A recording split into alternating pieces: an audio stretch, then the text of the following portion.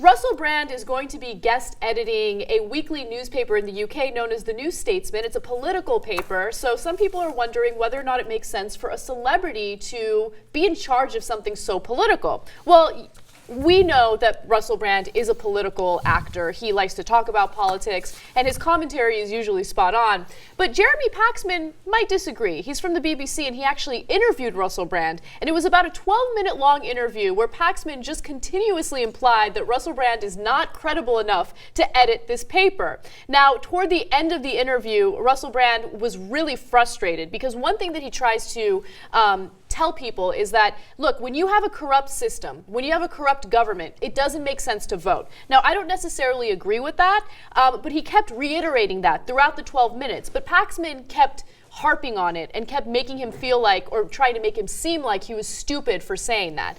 Now, here's where Russell Brand loses his temper. It's awesome. No one's doing anything about tax havens. No one's doing anything about the political affiliations and financial affiliations of the Conservative Party. So until people start addressing things that are actually real, why wouldn't I be facetious? Why would I take it seriously? Why would I encourage a constituency of young people that are absolutely indifferent to vote? Why would we? Aren't you bored? Aren't you more bored than anyone? Ain't you been talking to them year after year, listening to their lies, their nonsense? Then it's this one gets in, then it's that one gets in. But this problem continues. Why are we going to continue to contribute to this facade? A, I love Russell Brand. B, that Jeremy Paxman with that look, like leaning back, like he looked so smug in that interview. Yeah, like, oh, please, I do declare. Oh, look at this Russell Brand, comedian. Oh, he doesn't know anything. And I recommend that everyone actually sit down and watch the full 12-minute interview because you get a sense of how little Paxman contributed to that interview. All he tried to do was belittle Russell Brand, which is why he lost his patience toward the end. And by the way, on Paxman, so two pieces of negligence in that interview.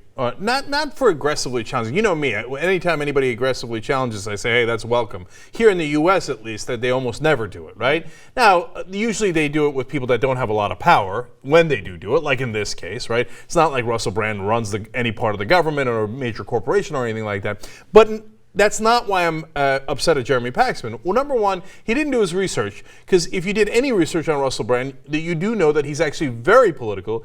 Him not voting is not a sign that he doesn't care. It's actually a political statement that he's making, right?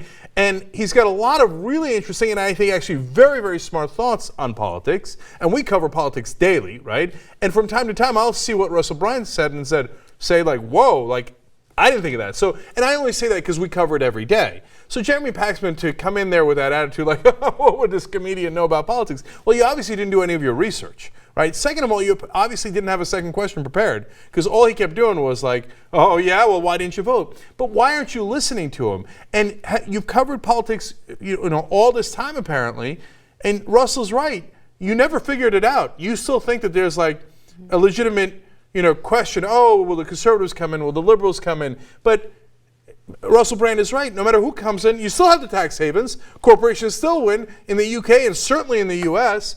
And you're dismissive about that, but you're wrong. You're wrong on the facts. Yeah. You missed the whole point of politics. He definitely did. And what I love about Russell Brand is he totally breaks the stereotype that you can be either one thing or another, right? Either you are a celebrity or a comedian or someone who acts wacky in movies, or you can be a serious person who can do serious commentary on politics. You can be both. You can be a well-rounded individual and make great points, which he did throughout that entire interview. Now, here's the last clip that I want to show you guys, because he makes the whole point about how he can talk about politics while still being an actor. Let's take a look. This is the end.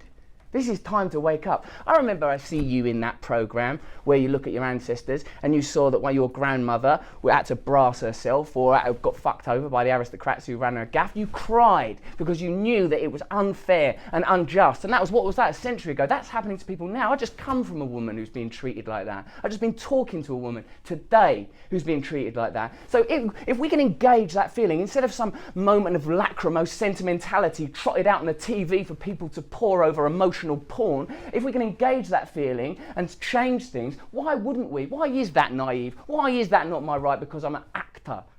I mean, I've taken the right. I don't need the right from you. I don't need the right from anybody. I'm taking it. Come on. This guy's awesome. So good. And it's funny because he did more research on the guy interviewing him than the guy interviewing him did about him, right? Exactly. And what a weird line of reasoning that if you're a funny person, you're not allowed to make smart comments about politics.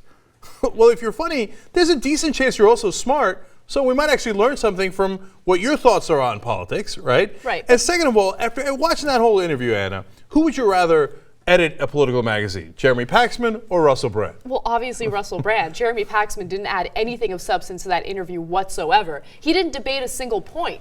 All he did was keep, he kept saying the same question over and over again and making that smug face. I mean, even in that clip, he has a smug face. Yeah, no, to be fair, he did add one thing, right? The I do declare face.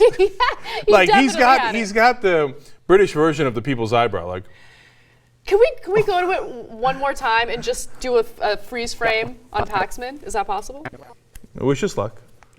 Sorry. That was a little bit of a surprise. Surprise! Look at his face. Oh, there it is. Perfect. Look, you caught me a bit off guard there. Sorry. Didn't think about that. Can we have crumpets now? I do declare. What about you?